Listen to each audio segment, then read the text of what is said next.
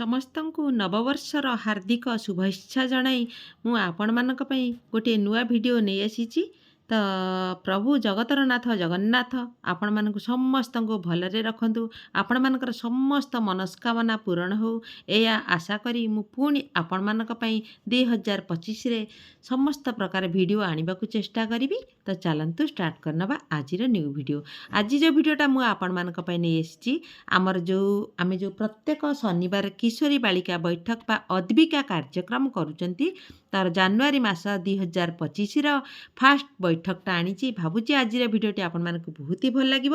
ଯଦି ଭଲ ଲାଗିଛି ତ ପ୍ଲିଜ୍ ଗୋଟିଏ ଭିଡ଼ିଓକୁ ଲାଇକ୍ କରିବେ, ଚ୍ୟାନେଲରେ ନୂଆ ଥିଲେ ପ୍ଲିଜ୍ ଚ୍ୟାନେଲକୁ ସବସ୍କ୍ରାଇବ୍ କରିନେବେ, ପାଖରେ ଥିବା ବେଲ୍କୁ ପ୍ରେସ୍ କରିଦେବେ ତାକି ଅଙ୍ଗନବାଡ଼ି ରିଲେଟେଡ୍ ସମସ୍ତ ଭିଡ଼ିଓ ମୋ ଚ୍ୟାନେଲରେ ପକାଇବେ। ମୁଁ ଯେତେବେଳେ ପକାଇବେ ଆପଣମାନଙ୍କ ପାଖକୁ ତାର ନୋଟିଫିକେସନ୍ ଯିବ। ଆଉ କେଉଁ ଡିଷ୍ଟ୍ରିକ୍ଟରୁ ମୋ ଭିଡ଼ିଓ ଦେଖୁଛନ୍ତି ନିହାତି କମେଣ୍ଟ ସେକ୍ସନରେ କହିବେ। ତ ଚାଲନ୍ତୁ ଷ୍ଟାର୍ଟ କରିନେବା।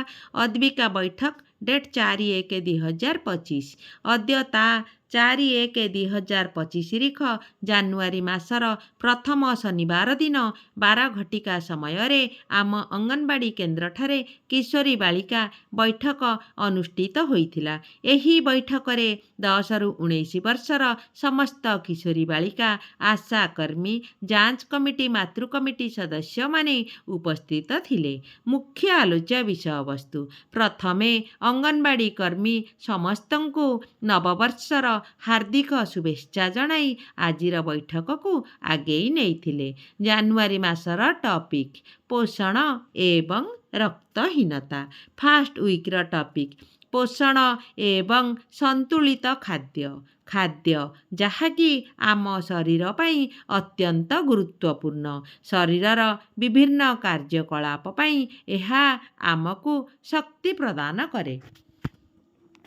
ଉତ୍ତମ ସ୍ୱାସ୍ଥ୍ୟ ବଜାୟ ରଖିବା ପାଇଁ ସନ୍ତୁଳିତ ଖାଦ୍ୟର ଆବଶ୍ୟକତା ଥାଏ, ଯାହା ବିଭିନ୍ନ ଖାଦ୍ୟ ଏବଂ ଏଥିରେ ଥିବା ପୋଷଣ ତତ୍ତ୍ୱରୁ ମିଳିଥାଏ, ଯଥା ଶ୍ୱେତସାର, ସମସ୍ତ ମିଠା ଜାତୀୟ ଖାଦ୍ୟ, ତେଲ, ଘିଅ ଏହା ଆମକୁ ଶକ୍ତି ପ୍ରଦାନ କରିଥାଏ।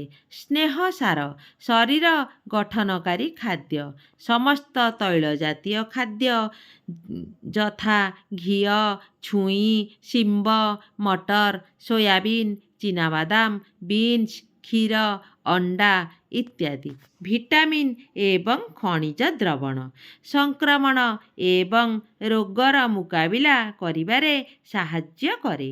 ସବୁଜ ପତ୍ରଯୁକ୍ତ ପନିପରିବା ଯେପରିକି ପୋଇ, ଖଡ଼ା, କଖାରୁ, ସଜନା ପତ୍ର, ଶାଗ, ଋତୁକାଳୀନ ଲାଲ ହଳଦିଆ ରଙ୍ଗର ପନିପରିବା ସହିତ ଗାଜର, ପିଜୁଳି, ଟମାଟୋ, ବାତାପି, ଟଭା, କଣ୍ଟାକୋଳି, ଅମୃତଭଣ୍ଡା ଏବଂ ଲେମ୍ବୁ, ଡାଲି ଜାତୀୟ ଖାଦ୍ୟ ଇତ୍ୟାଦି।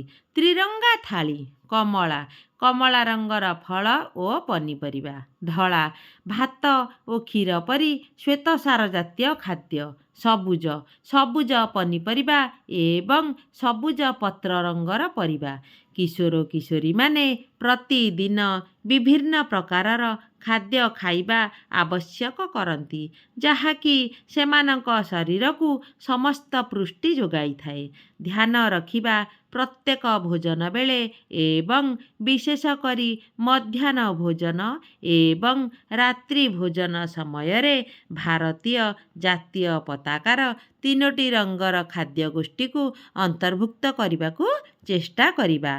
MSPYରେ ମିଳୁଥିବା ସାମଗ୍ରୀକୁ ମଧ୍ୟ କିଶୋରୀମାନେ ନିଜେ ଖାଇବା ଉଚିତ ଏବଂ ପ୍ରତ୍ୟେକ ଶନିବାର IFA ଟାବଲେଟ୍ ମଧ୍ୟ ଅଙ୍ଗନବାଡ଼ି କେନ୍ଦ୍ରରେ ଖାଇବା ଉଚିତ। ଶେଷରେ ଅଙ୍ଗନବାଡ଼ି କର୍ମୀ ସମସ୍ତଙ୍କୁ ଧନ୍ୟବାଦ ଦେଇ ଆଜିର ସଭାକୁ ସାଙ୍ଗ କରିଥିଲେ। ଏଭଳି ଭାବରେ ଥିଲା ମୋର ଜାନୁଆରୀ ମାସର ଫାଷ୍ଟ ୱିକ୍ର ରେଜୁଲେସନ୍ଟି ଆମର କିଶୋରୀ ବାଳିକାର। ଭାବୁଛି ଆଜିର ଭିଡ଼ିଓଟି ଆପଣମାନଙ୍କୁ ବହୁତ ଭଲ ଲାଗିବ। ଯଦି ଭଲ ଲାଗିଛି ଗୋଟେ ଲାଇକ୍ କରନ୍ତୁ, ଚ୍ୟାନେଲରେ ନୂଆ ଥିଲେ ପ୍ଲିଜ୍ ଚ୍ୟାନେଲକୁ ସବସ୍କ୍ରାଇବ୍ କରନ୍ତୁ। ତ ପୁଣି ଗୋଟେ ଫ୍ରେଶ୍ ଭିଡ଼ିଓ ନେଇ ମୁଁ ଆପଣମାନଙ୍କ ପାଖକୁ ଖୁବ୍ ଜଲ୍ଦି ଆସିବି। ରହିଲି, ଜୟ ଜଗନ୍ନାଥ।